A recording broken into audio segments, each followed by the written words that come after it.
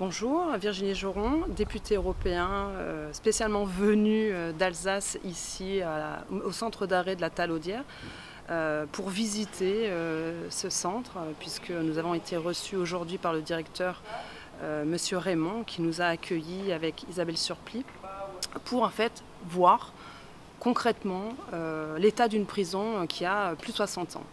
La difficulté ici, ce qu'on a donc vu, et on a entendu quelques témoignages, c'est quoi? C'est donc la vétusté, mais aussi surtout le problème de recrutement du personnel pénitentiaire, où il y a un gros turnover, et du coup ça a un impact aussi sur le moral, sur les conditions de travail, et finalement plus tard pour les détenus.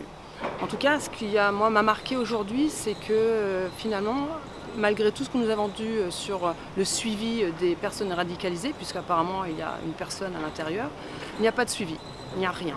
Alors en région, on a voté des pactes sur la prévention et sur même la gestion de ces radicalisés, mais aujourd'hui il n'y a rien, ils n'ont pas les moyens.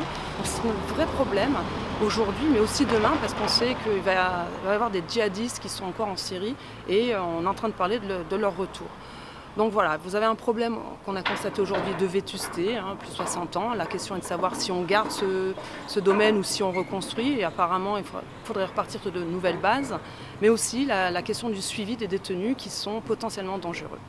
Donc voilà, c'est une très belle expérience. Je remercie vraiment le directeur et tout le personnel qui nous a très bien accueillis, ce qui va enrichir nos réflexions et continuer notre discours sur la gestion et notre programme sur comment gérer le retour de ces djihadistes, mais aussi pour désengorger les prisons, puisque apparemment on a à peu près entre 15 et 20% d'étrangers. Et comme nous l'avons déjà dit plusieurs fois, le but aussi, c'est que ces personnes, par des accords bilatéraux, puissent retourner chez eux et désengorger aussi les prisons. Ça fait partie d'une des mesures qui serait pour, on va dire, alléger la gestion de nos centres.